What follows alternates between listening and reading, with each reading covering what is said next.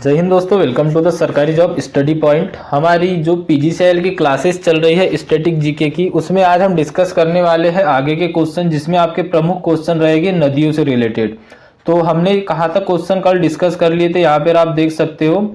हमने अप्रॉक्सीमेटली यहाँ तक आपके क्वेश्चन जो है यहाँ पर डिस्कस कर लिए थे। आगे के क्वेश्चन हम अभी डिस्कस कर रहे हैं। तो देखिए, वीडियो आपको अगर अच्छा लगता है, हेल्पफुल लगता है, आपको लगता है कि पीजीसीएल के लिए आपके लिए स्टैटिक जीके महत्वपूर्ण है, तो वीडियो को लाइक कीजिएगा, शेयर कीजिएगा और साथ ही साथ चैनल से नए जुड़े हो चैनल को सब्सक्राइब करके बेल आइकन को ऑन जरूर कीजिएगा। अगर आप आज इस वीडियो का टारगेट रखते हैं 100 लाइक का, तो 100 लाइक अगर आप इस पे आज करवा देते हो तो हम जो नेक्स्ट वीडियो लाएंगे उसमें आपका अप्रॉक्सीमेटली 1000 क्वेश्चन लेके आएंगे स्टैटिक जीके के, लगभग मैराथन टाइप क्लासेस, ताकि कम से कम समय में आपका जो है स्टैटिक जीके कवर हो जाए, ताकि हम अगली बार दूसरा सब्जेक्ट ट्रेड थ्योरी या तो रीजनिंग मैथ्स को स्टार्ट करें। तो चलिए आज की क्लास को स्टार्ट करते हैं। चैनल को सब्सक्राइब करके बेल आइकन को ऑन जरूर कर दीजिएगा। देखिए यहाँ पर आपका पहला क्वेश्चन क्या है, यहाँ पर आपसे पूछा गया the second largest river term in the length of India. Bharat में लंबाई की दृष्टि से दूसरी सबसे बड़ी नदी कौन सी है? तो देखिए, लंबाई की दृष्टि से दूसरी सबसे बड़ी नदी है, तो इसका राइट आंसर आपका क्या आ जाएगा? तो ध्यान में रखिएगा, डी यहाँ पे आपका राइट आंसर होगा गोदावरी। अगर गोदावरी की बात की जाए तो इसकी लंबाई की अगर बात की जाए तो 1465 किलोमीटर इसकी जो है लंबाई है। ध्यान में रखिएगा, इसकी लेंथ कितनी है? 1465 किलोमीटर है और लंबाई की दृष्टि से दूसरी सबसे बड़ी नदी है। पहली नदी कौन सी है? तो देखिए, पहली नदी है आपकी गंगा नदी लंबाई की दृष्टि से। और भी इससे ऊपर अगर जाया जाए तो सिंधु नदी जो है यह सबसे ऊंची नदी है, लगभग यह 3100 कुछ किलोमीटर की लंबाई है इसकी, लेकिन यह तिब्बत के मानसरोवर से निकलती है और इसका जो है कुछ भाग ही हमारे इससे आता है, जो कि आपका पाक ऑक्युपाइड कश्मीर है, वहां से होकर ये पाकिस्तान चला जाता है। इसीलिए जो है इसको हम भारत की सबसे बड़ी नदी नहीं मानते। तो इसका जो करेक्ट आंसर है वह क्या रहेगा आपका? ऑप्शन नंबर डी, गोदावरी नदी। नेक्स्ट क्या है आपका क्वेश्चन, इसको ध्यान से देखिएगा। इस क्वेश्चन में आपसे क्या पूछा गया है, अगला क्वेश्चन है आपका, और यह क्वेश्चन आपसे पूछ रहा है कि सोन नदी उद्गम बिंदु क्या है। मतलब यहाँ पर आपको पूछा गया है कि सोन नदी का उद्गम बिंदु क्या है, या सोन नदी कहाँ से निकलती है। तो ध्यान में रखिएगा, आज के इस वीडियो में हम नदियों से रिलेटेड आपके जितने भी क्वेश्चन अप्रोक्सीमेटली बन सकते हैं सारे क्वेश्चन को डिस्कस कर लेंगे, ठीक है। तो इसका राइट आंसर आ जाएगा आपका अमरकंटक। क्या आ जाएगा इसका राइट आंसर? अमरकंटक से निकलती है सोन नदी। और सोन नदी के बारे में बात की जाए तो अमरकंटक कहाँ है, तो ध्यान में रखिएगा, यह आता है बेसिकली मध्य प्रदेश में। मध्य प्रदेश में भी कहाँ पर? तो यह आता है मध्य प्रदेश का एक जिला है आपका अनूपपुर। कौन सा? अनूपपुर जो जिला है, यहाँ से निकलती है यह नदी, जो कि आपकी सोन नदी है। यहाँ से और भी महत्वपूर्ण नदियां निकलती है। इसके अंतर्गत मैं आपको नाम बता देता हूँ। एक आपकी महत्वपूर्ण नदी है नर्मदा नदी, इसी के बाद में सोन नदी तो यहाँ से निकलती ही है। एक नदी और निकलती है जिसका नाम है जोहिला। कौन सी नदी है? जोहिला। तो जब भी किसी भी एग्जाम में अगर क्वेश्चन बनता है कि अमरकंटक की महत्वपूर्ण कौन कौन सी नदियां हैं, तो ध्यान में रखिएगा नर्मदा, सोन व जोहिला, यह तीन नदियां ऐसी है जो अमरकंटक से निकलती है। अमरकंटक जो है यह मेकाल पहाड़ी पर है, अनूपपुर जिले में, मध्य प्रदेश में। इंपॉर्टेंट क्वेश्चन रहेगा। चलिए अगला क्वेश्चन है, मूसी और भीमा नदी की सहायक नदियां कौन सी है? क्या पूछा है इसमें? मूसी और भीमा नदी किसकी सहायक नदियां है, यहाँ पर आपको यह बताना है। तो देखिए, मूसी और भीमा नदी जो सहायक नदी है वह है कृष्णा नदी की। किसकी सहायक नदियां है? तो यह कृष्णा नदी की सहायक नदियां हैं। ध्यान में रखिएगा, कृष्णा नदी कहाँ कहाँ से होके बहती है, तो अगर इसके बारे में बात की जाए तो कृष्णा नदी एक बहती है आपकी महाराष्ट्र से। कहाँ कहाँ से? ध्यान में रखिएगा, मैं यहाँ पे आपको अच्छे से बता देता हूँ कहाँ कहाँ से बहती है कृष्णा नदी। तो यह बहती है आपकी महाराष्ट्र से। कहाँ से? महाराष्ट्र से। इसी के बाद आगे और एक स्टेट की बात की जाए तो आंध्र प्रदेश से बहती है। कहाँ से? तो आंध्रा से होके भी बहती है। तीसरा यहाँ पे महत्वपूर्ण राज्य आ जाएगा, वो आ जाए आपका कर्नाटका। कौन सा? कर्नाटका। तो कृष्णा नदी जो है यह 3 राज्यों से होकर बहती है। अगर कृष्णा नदी की लंबाई की बात की जाए तो 1401 किलोमीटर अप्रोक्सीमेटली इसकी लंबाई है। ध्यान में रखिएगा, 1401 किलोमीटर है। और इस पर एक महत्वपूर्ण जलप्रपात है जिसका नाम है शिव समुद्रम जलप्रपात। कौन सा? ध्यान में रखिएगा, ऐसे ही क्वेश्चन आपको स्टैटिक जीके में बनेंगे। तो जो शिव समुद्रम जलप्रपात है यह कहाँ है? तो यह भी है आपके कृष्णा नदी पे। कहाँ पे है? कृष्णा नदी पे है। इंपॉर्टेंट रहेगा, ध्यान में रखिएगा। चलिए नेक्स्ट क्वेश्चन को भी डिस्कस कर लेते हैं। अगला क्वेश्चन आपका क्या है, इसका राइट आंसर आपका कृष्णा नदी हो चुका था। नेक्स्ट आपका क्वेश्चन है चिनाब नदी से निकलती है। आज के इस वीडियो में नदियों से रिलेटेड आपके सारे डाउट क्लियर हो जाएंगे, ध्यान में रखिएगा, वीडियो को एंड तक वॉच कीजिएगा। साथ ही साथ मैं एक चीज आपको यहाँ पर और यह बताना चाहूंगा कि अगर आप PGCIL power grid corporation of India limited की तैयारी कर रहे हो तो एक चीज ध्यान में रखिएगा कि अगर आप PGCIL की तैयारी कर रहे हो तो उसके लिए हमने एक ई बुक लॉन्च की है। ई बुक के बारे में सारी इंफॉर्मेशन हमने आपको पहले ही बता दी है। एग्जामिनेशन डेट की बात करें तो यहाँ पर आपका एग्जामिनेशन डेट जो है जनवरी होने वाला है, ध्यान में रखिएगा। जनवरी के एंड तक आपके एग्जाम कंडक्ट करा दिए जाएंगे।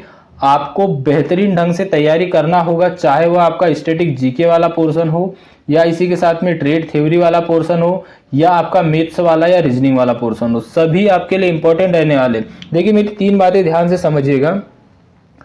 आपको टोटल 170 MCQ पूछे जाना है। कितने? 170 क्वेश्चन पूछे जाना है, जिसमें से आपके जो 120 MCQ रहेंगे वह कहाँ से रहेंगे, तो जो 120 क्वेश्चन रहेंगे यह रहेंगे आपके ट्रेड से। कहाँ से? थोड़ा सा समझिएगा मेरी बात को, यह रहेंगे आपके ट्रेड से। और जो आपको 50 क्वेश्चन पूछा जाना है यह रहेंगे आपके जनरल अवेयरनेस से। कहाँ से रहेंगे? जनरल अवेयरनेस से। इसमें आपका मैथ्स भी आ जाएगा और कुछ क्वेश्चन इसमें आपको रीजनिंग के भी देखने को मिलेंगे। और उसी के साथ में बहुत कम क्वेश्चन आएंगे, लेकिन आएंगे antonym, synonym, fill in the blank आदि हो गया, यह आएंगे आपके इंग्लिश के। तो यहाँ से आपके क्वेश्चन बनना है। मैंने आपको जो सिलेबस बताया था उसमें डिटेल में बताया था कि आपको जो ट्रेड थ्योरी है कैसे कंप्लीट करना है। और अगर इसके बाद में बात करें तो जितने आपके पास नीमी के बुक होगी, मैंने आपको पहले ही बताया था, जो नीमी की पुरानी वाली बुक आती थी उसका बेसिक कवर कीजिए, प्लस नीमी के जो MCQ थे उनको कवर कीजिए। इसी के साथ में जितने भी प्रीवियस ईयर क्वेश्चन है, जो भी इलेक्ट्रीशियन ट्रेड से आज तक रिक्रूटमेंट जहां भी आई है, जहां भी आएगा मतलब चाहे वो NPCIL हो, NCL हो, इसरो हो, DRDO हो, जहां की भी आपको क्वेश्चन मिलते हैं सब कुछ आपको कवर करना पड़ेगा। देखिए मैं एक चीज आपको बता देता हूं, एग्जाम उसी का यहाँ पे क्रैक होगा जिसका कंटेंट मजबूत होगा। एक चीज ध्यान में रखिएगा, आपके पास ओनली फॉर 40 to 50 डेज बचे हुए। कितने? 40 से 50 दिन बचे हुए। इन 40 से 50 दिनों में क्या हो सकता है आपसे? तो आपसे इतना हो सकता है कि आप बहुत अच्छे तरीके से रिवीजन कर सकते हो, चाहे आप कहीं से भी पढ़ रहे हो। तो यह चीज ध्यान में रखिएगा। एक चीज मैं आपको और बताना चाहूंगा, अधिकांश स्टूडेंट यहाँ अप्लाई करने वाले ऐसे ही होंगे जिनकी ट्रेड थ्योरी जो है पहले से स्ट्रांग है। हम आगे ट्रेड थ्योरी की भी क्लासेस लाएंगे, वहां आप इन चीजों को देखिएगा, जहां तक हो सके लाइव क्लासेस ही लाएंगे, तो वहां इन चीजों को देखिएगा। ट्रेड थ्योरी जो है वह अप्रोक्सीमेटली जितने भी स्टूडेंट हैं उनकी पहले से स्ट्रांग होती है। 120 में से कई स्टूडेंट ऐसे हैं जो दम रखते हैं 100 क्वेश्चन सॉल्व करके करेक्ट करके लाने का, जबकि यहाँ पर माइनस मार्किंग भी आपको सभी को पता होगा। उसके बावजूद मैं बोल रहा हूँ, तो आपको अगर कट ऑफ के दायरे में आना है तो आपको टेक प्लस नॉन टेक, ध्यान में रखिएगा, टेक प्लस नॉन टेक पूरा कंप्लीट करना होगा। तो इसके लिए मैंने आपको सजेशन पहले ही दे दिया था कि कहाँ से आपको और कैसे कैसे पढ़ना है। कुछ बुकों के बारे में मैंने बताया था कि स्टैटिक जीके कहाँ से पूछता है, मैथ्स कहाँ से पूछता है, किस टॉपिक से किस लेवल के और कैसे क्वेश्चन आते हैं, सारी चीजें हमने पहले ही डिस्कस कर ली थी। अगर आपने वह वीडियो नहीं देखा है तो प्लेलिस्ट में जाके जरूर वॉच कीजिएगा। और अगर आप इन सभी चीजों को इकट्ठा चाहते हो तो हमने जो ई बुक लॉन्च किया, यहाँ पर स्क्रीन पर आप देख पा रहे होगे, इस ई बुक में आपका कंप्लीट कोर्स करवाया गया है। इसमें ट्रेड थ्योरी, इसी के साथ में जीके, मैथ्स, रीजनिंग और इंग्लिश कंप्लीट कोर्स करवाया गया है। और जहां तक हो पूरी उम्मीद है कि आपके क्वेश्चन यहां से बाहर ना जाए, क्योंकि 1000 क्वेश्चन इसमें सेलेक्टेड जो प्रीवियस ईयर के क्वेश्चन पेपरों से लिए गए थे वो रहेंगे। इसके बाद में यहाँ पर अगर बात करें तो 1000 क्वेश्चन आपको जीके के मिल जाएंगे, जो कि 1 लाइनर फॉर्म में रहेंगे। मैथ्स के उन्हीं टॉपिक को इंक्लूड किया गया है। हर टॉपिक से लगभग 50 से 70 क्वेश्चन हर टॉपिक के, किसी टॉपिक के 150 क्वेश्चन भी होंगे। मैथ्स में ऐसा क्यों? क्योंकि मैथ्स में वही टॉपिक है जहां से आपको जिस लेवल के क्वेश्चन बन सकते हैं। सेम सिचुएशन आपकी रीजनिंग में है और सेम सिचुएशन आपकी इंग्लिश में। इंग्लिश की अगर हम बात करें तो यहाँ पर इंग्लिश को हमने ऐसे तैयार किया है कि जिसका मतलब इंग्लिश कमजोर होगी, जिसको इंग्लिश वीक होगा, उसको भी यहाँ पे तैयारी बेहतरीन ढंग से हो जाएगी, क्योंकि हमने उसके कुछ कॉन्सेप्ट उसी के साथ में उसके MCQ भी यहाँ पर दिए हैं। तो यह चीज ध्यान में रखिएगा। कंप्लीट कोर्स के बारे में मैंने आपको पहले ही डिटेल में बता दिया था, इसकी लिंक आपको वीडियो के डिस्क्रिप्शन बॉक्स में मिल जाएगी। इसका प्राइस था 325 था, जिसको हमने फर्स्ट 200 स्टूडेंट को यहाँ पर इसको कम करके 101 कर दिया है। कितना? 101। मतलब इसको अगर आप बाय करते हो तो इसका प्राइस आपको 101 रुपये ही देना पड़ेगा। लिंक आपको डिस्क्रिप्शन बॉक्स में मिल जाएगी। इसके बारे में कोई भी क्यूरीज हो तो आप व्हाट्सएप पर मैसेज कर सकते हो, उसकी लिंक भी आपको डिस्क्रिप्शन बॉक्स में मिल जाएगी। इस चीज को बेसिकली ध्यान में रखिएगा और मुझसे जितना ज्यादा हो सके इन 40 से 50 दिनों में आपके लिए क्लासेस भी सारी लेके आऊंगा। ऐसा कुछ नहीं कि क्लासेस आपको नहीं मिलेगी, वह भी मिलेगी। लेकिन अगर आप बेहतरीन ढंग से तैयारी करना चाहते हो तो इसमें अप्रोक्सीमेटली अगर हम बात करें तो 4500 प्लस एमसीक्यू है, ध्यान में रखिएगा। और सारे ऐसे एमसीक्यू है जो सिलेक्टेड एमसीक्यू है। अगर हम यहाँ पर स्टैटिक जीके की बात कर ले तो जो आपके टेक्निकल एग्जामों में पूछे जाते हैं उस लेवल के, और वैसा ही स्टैटिक जीके है। मैथ्स रीजनिंग सारा वही है। जो एनसीएल क्वेश्चन पूछता है, जो यहाँ पर आपकी बात करें डीआरडीओ क्वेश्चन पूछता है, एनएफसी पूछता है, इसी के साथ में बात करें हम तो एनपीसीआई में क्वेश्चन पूछे जाते हैं और भी डिफरेंट जगह आपकी वैकेंसी आती है, वहां के पूरे क्वेश्चन और वही भी संभावित क्वेश्चनों को इंक्लूड करके हिंदी और इंग्लिश में यहाँ पर आपको दिया गया है। तो यह चीज ध्यान में रखिएगा। अगर इसकी प्राइस की बात करें तो इतना कम प्राइस रखा है कि हर स्टूडेंट इसको अफोर्ड कर सकता है। मैं एक चीज आपको यहाँ पर बताना चाहूंगा, अगर आपको ऐसा लगता है कि यह प्राइस बहुत ज्यादा है तो मैं बिल्कुल वो कहना चाहूंगा बिल्कुल मत लीजिए। उसके लिए आपके पास बहुत साधन है, आप कहीं से भी इनको पढ़ सकते हो। हाँ, लेकिन जिनका उद्देश्य है कि हमको एग्जाम क्रैक करना है उनके लिए चीज है। तो चलिए हम क्वेश्चनों की ओर आगे बढ़ते हैं। बाकी डिटेल बातें हम और कभी कर लेंगे जब भी कभी लाइव आएंगे। तो यह क्वेश्चन हमारा हो गया था, मूसी और भीमा नदी कृष्णा नदी की सहायक नदी है। कृष्णा नदी की लंबाई 1401 किलोमीटर है। शिव समुद्रम जलप्रपात इसके ऊपर है। अब अगला क्वेश्चन है चिनाब नदी से कि चिनाब रिवर का ओरिएंटेशन कहाँ से हुआ है, चिनाब नदी का उद्गम कहाँ से हुआ है, चिनाब नदी कहाँ से निकली है। तो ध्यान में रखिएगा, बात की जाए अगर चिनाब नदी की तो चिनाब नदी जो निकली है यह निकली आपकी बारालाचा दर्रा से। कहां से निकली है चिनाब नदी, तो चिनाब नदी का उद्गम हुआ है आपका बारालाचा दर्रा से। ध्यान में रखिएगा, सी आपका यहाँ पर तीसरे नंबर का आपका राइट आंसर आ जाएगा। अगर इसी नदी के बारे में बात की जाए तो इस नदी के बारे में दो चीजें ध्यान में रखिएगा। चिनाब नदी जो है यह सहायक नदी है किसकी, सिंधु नदी की। ध्यान में रखिएगा, ऐसे क्वेश्चन आपको बन सकते हैं। सिंधु नदी की सहायक नदी है चिनाब नदी। चिनाब नदी जो है यह जम्मू एंड कश्मीर से होके, कहां से, जम्मू एंड कश्मीर से होके कुछ भाग इसका पंजाब में होके और यह जाती है सीधी सीधी कहां, पाकिस्तान। कहा जाती है सीधी सीधी, तो यह जाती है पाकिस्तान। ध्यान में रखिएगा, पाकिस्तान में बहती है यह नदी, तो इसीलिए इस बात को ध्यान में रखिएगा। चिनाब नदी जो है ये सिंधु की सहायक नदी है, यह पाकिस्तान में बहती है। इसका अधिकांश भाग जो होता है ये पाकिस्तान में बहता है। और अगर हम इसके बारे में बात करें तो चिनाब नदी के बारे में एक इंपॉर्टेंट क्वेश्चन बन सकता है और जरूर बन सकता है, किसी न किसी एग्जाम में आपको भी यह देखने को मिला होगा। क्या, दुनिया का सबसे बड़ा ब्रिज कौन सा, दुनिया का सबसे बड़ा आर्क ब्रिज बोल सकते हो आप इसको, कौन सा वाला है, तो दुनिया का सबसे बड़ा कौन सा, दुनिया का सबसे बड़ा ब्रिज यहाँ पर बना है चिनाब नदी पर। कहाँ बना है, चिनाब नदी पर बना है। और ये ब्रिज जो है यह कौन सा ब्रिज है, तो यह है आपका रेलवे ब्रिज। कौन सा, रेलवे ब्रिज है, रेलवे ने बनाया है। अगर हम इस ब्रिज की बात करें, दुनिया का सबसे बड़ा ब्रिज है यह, जो आपका एफिल टावर है इससे भी ऊंचा है, एफिल टावर से भी ऊंचा है। और अगर हम इसकी ऊंचाई की बात करें तो यहाँ पर ध्यान में रखिएगा 359 मीटर जो है इस ब्रिज की ऊंचाई है। यहाँ पर आप स्क्रीन पर देख पा रहे होगे, इसका चित्र मैं आपको लगा देता हूँ। यह ब्रिज जो बना है यह चिनाब नदी पर बना है, दुनिया का सबसे ऊंचा रेलवे ब्रिज है। अगर हम इसकी बात करें तो इसके बारे में एक फैक्ट चीज है कि कुतुब मीनार की जो हाइट है वह 73 मीटर है। कितनी है, 73 मीटर। और यह चिनाब ब्रिज जो है ये कुतुब मीनार से भी 5 गुना अधिक ऊंचा बना है। तो यह चीज ध्यान में रखिएगा, चिनाब नदी पर दुनिया का सबसे ऊंचा रेलवे ब्रिज बना हुआ है। चलिए अगला क्वेश्चन देख लेते हैं। नेक्स्ट है, कौन सी नदी दो नदियों चंद्रा और भागा के संगम से निकलती है। क्या पूछा इसमें कि चंद्रा और भागा के संगम से कौन सी नदी है निकलती है, तो वह नदी है आपकी चिनाब नदी। कौन सी नदी आ जाएगी, चिनाब नदी आ जाएगी। ध्यान में रखिएगा। अगला क्वेश्चन देखिए, सिंधु नदी की उत्पत्ति कहाँ से होती है, इसको थोड़ा सा समझिएगा। जो सिंधु नदी है, सिंधु नदी की उत्पत्ति होती है आपकी मानसरोवर झील से। मानसरोवर झील के बारे में बात की जाए तो यह तिब्बत में है। कहाँ पर है, तो ध्यान में रखिएगा यह है आपकी तिब्बत में। इसीलिए मैंने आपको बताया था कि यह भारत की सबसे लंबी नदी नहीं है। इसकी लंबाई की बात की जाए तो 3610 किलोमीटर है। कितना, 3600, मैं यहाँ पे नीचे लिख दे रहा हूँ कि जो है लंबाई है इसकी लेंथ है। लेकिन इसका जो भाग है तिब्बत से निकल के अधिकांश कहा जाता है पंजाब में। इसी कारण हमारी गंगा नदी जो है जिसकी लंबाई है 2525 किलोमीटर, तो यह भारत की सबसे बड़ी नदी कहलाती है गंगा नदी, ना कि सिंधु नदी। तो ध्यान में रखिएगा सिंधु नदी का उद्गम स्थल कहाँ है, तो यह है मानसरोवर से। नेक्स्ट है गंगा की लंबाई कितनी है, तो 2500 किलोमीटर अभी हमने डिस्कस किया था। गंगा नदी की लंबाई है एक, पहला वाला आपका जो है करेक्ट आंसर रहेगा। जहां पर आप देख सकते हो 2500 किलोमीटर से अधिक, लेकिन अधिकांश बुकों में 2500 किलोमीटर ही दिया हुआ है। चलिए अगला है बांग्लादेश में गंगा को किस नाम से जाना जाता है, तो देखिए बांग्लादेश में गंगा नदी को जाना जाता है पद्मा के नाम से, ध्यान में रखिएगा। इंपॉर्टेंट क्वेश्चन है, ऐसे क्वेश्चन आपको बनेंगे ही। अगला क्वेश्चन है निम्नलिखित में से कौन सी नदी गंगा की एक सहायक नदी नहीं है, सोन, महानंदा, तिस्ना और शारदा।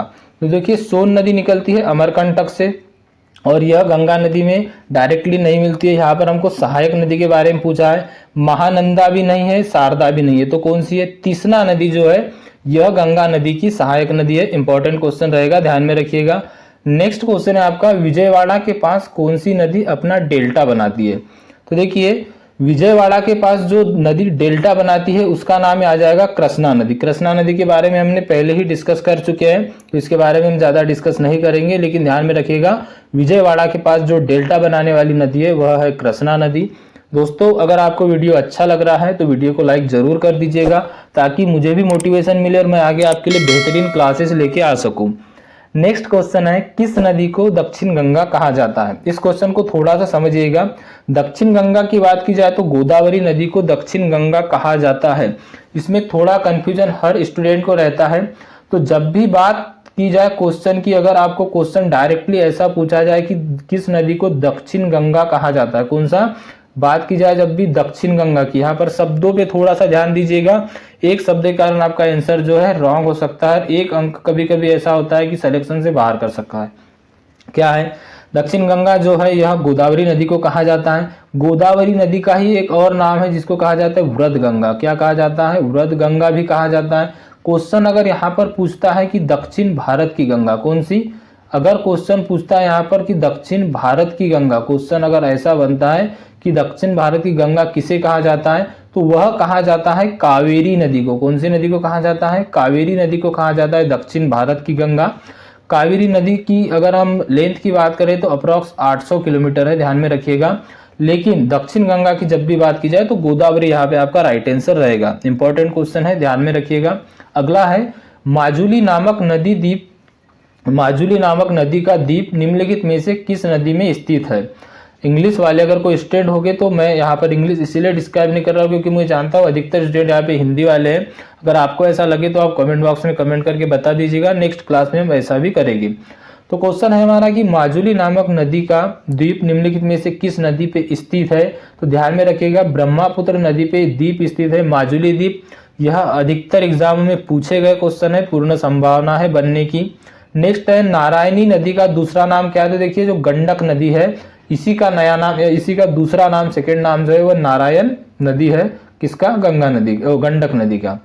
नेक्स्ट है आपका निम्नलिखित में से कौन अलकनंदा नदी और मंदाकिनी नदी का संगम स्थल है। देखिए अलकनंदा और मंदाकिनी नदी मिलके एक नदी बनाती है, कौन है जो कमेंट बॉक्स में इसका राइट आंसर देगा। चलिए देखते हैं आपका स्टैटिक जीके कैसा है, कमेंट बॉक्स में इसका राइट आंसर दीजिए कि अलकनंदा और मंदाकिनी मिलकर किस नदी का निर्माण करती है। क्वेश्चन हमको पूछा गया है कि अलकनंदा और गंगा नदी मंदाकिनी नदी जहां मिलती है उस संगम को क्या कहते हैं, तो उसे कहा जाता है रुद्रप्रयाग। क्या कहा जाता है, रुद्रप्रयाग कहा जाता है। चलिए अगला क्वेश्चन है मंजीरा और सबरी नदियां निम्नलिखित नदियों में से किसकी सहायक नदी है, तो मंजीरा और सबरी नदियां जो है यह गोदावरी नदी की सहायक नदियां हैं। सेकेंड आपका यहाँ पर राइट आंसर होने वाला है। अगला है किस नदी का उद्गम राकसताल झील से हुआ है। यहाँ पर ध्यान में रखिए राकसताल झील या राक्षसताल झील, दोनों ऑप्शन आपको आ सकते हैं।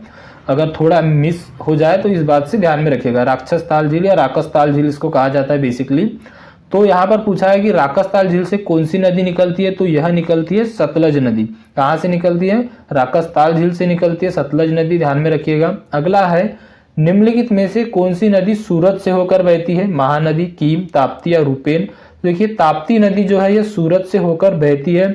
और एक चीज अगर हम बात की जाए तो सूरत की जीवन रेखा भी ताप्ती नदी को ही कहा जाता है। अगला है निम्नलिखित में से कौन सी नदी नागार्जुन सागर परियोजना का निर्माण करती है। इंपॉर्टेंट क्वेश्चन है, ध्यान में रखिएगा। तो नागार्जुन सागर परियोजना का निर्माण कौन सी नदी करती है, कृष्णा नदी करती है। कृष्णा नदी करती है नागार्जुन सागर परियोजना का निर्माण। तो दोस्तों यह हमारे कुछ क्वेश्चन थे जो आज हमने डिस्कस कर लिए हैं। आगे की क्लास आपको कल देखने को मिलेगी। आप वीडियो का टारगेट नहीं भूलिएगा, 100 लाइक आपको इस पे लाना है। अधिक से अधिक शेयर कीजिए। जितने भी स्टूडेंट ऐसा लगता है कि उनकी सारी क्लासेस यहाँ पर करवाई जाए, अधिक से अधिक वीडियो को शेयर कीजिए। आपके पास जितने भी स्टडी रिलेटेड ग्रुप है, साथ ही साथ चैनल से नए जुड़े हो, चैनल को सब्सक्राइब करके बेल आइकन को ऑन कर दीजिएगा। मिलते हैं नेक्स्ट वीडियो में, तब तक के लिए thank you and bye bye.